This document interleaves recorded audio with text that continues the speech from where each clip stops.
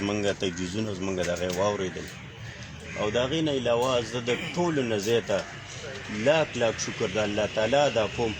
چې موږ له یو داسې خطه راکړې ده او په خطه کې راله بیا داسې یو ځای راکړی دی چې د ټولو محکمو ته د 53 سال نه خیال و چې یاره دې ځای کې به موږ د مومند ډیم په نامه باندې یو ډیم جوړو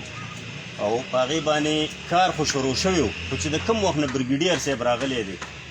نو هغه چې پکې کومه تیزي راوستې ده نو موږ د ده ډېره زیاته شکریه ادا کوو موږ وایو چې دې دپاره دا 15 کاله نه چې دا به انشاءالله چې 2-3 کاله کې دا منصوبه کمپلیټ شي او هغې سره سره زموږ د سول انتظامیې چې کوم کوششونه دي او کم وخت کې په دې کې کم تنازع راشي نو زموږ مشران موږ سره شانه بشانه ولاړو او هغو سره دغه کوو نن چې موږ کم دی دغه ته راغونډ شوي وو فری ټرانسپورټ هر چا خپل تجویز ورکو چې دا د سکول د ماشومان دپاره د دغه دپاره استعمال شي خو دې کې زه د خپل طرفه یو تجویز ورکوم چې دا ګاډي دوه دي د هر تحصیل په سطح باندې دا ګاډي دې درې شي یو ګاډی د الکانو ته شي چې هغه کالج یا سکول ته هلکان راوړي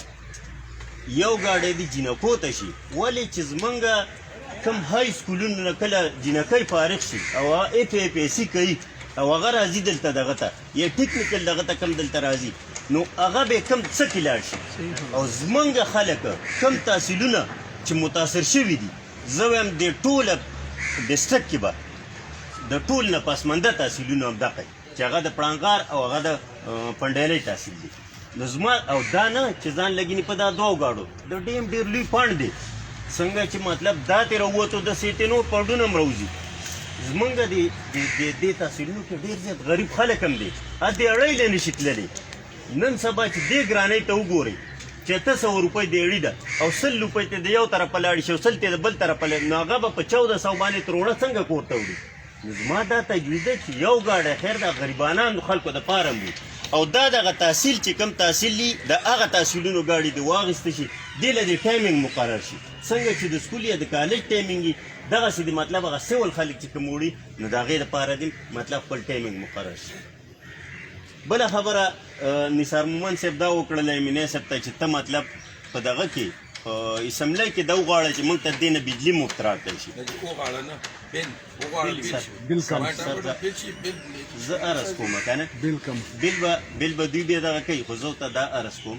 چې کله PM صاحب په باشه ډیم افتتاح کولو په هغې کې کله خطاب کولو نو په خپل خطاب کې دا ویلي چې ما دې نږدې متاثره خلکو ته د دې بجلي مفت ورکړلی نو چې په آیین کې یا په قانون کې هغوی له ورکولی شي موږ له ولې نه راکولی شي په کار ده چې موږ له هم راکړی شي او بیا نثار مومند صاحب دا ویلي چې نه ما له دې ډومسټک له راکړي کمرشل له دې نه په ګدون کې چې کمرشل له ورکړې ده ما له یې نه شي راکولی په رعایتي قیمت باندې زما دغه له انډسټري د دې په رعایتي قیمت باندې ورکړل شي د دې نه علاوه سر چې کومې فنډونه راځي نو زما تجویز دا دی چې زیات تر دې متاثره تحصیلونو کې ولګول شي هغې کې که د جومات سولرایزیشن وي هغې کې که د سکول سولرایزیشن وي هغې کې موږ ته زیات تکلیف دي د اوبو دی او د اوبو دپاره پکار دی چې ډکویلې ټویلې جوړې شي او د کمې پورې چې د اوبو سطح بارانۍ راغلي نو چې هغه خلکو ته دغه تکلیف ختم کړی شي زه په آخره کې بیا یو ځل د دې مشرانو او د ټولو میلمنو ډېره شکریه ادا کوم او د برګیډیر صاحب او د GM صاحب نه مې دا توقع ده سره د DC صاحب چې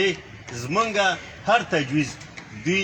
په پریارټي بنیادونو باندې هغه والي او په هغې باندې څه نه څه کار وکړي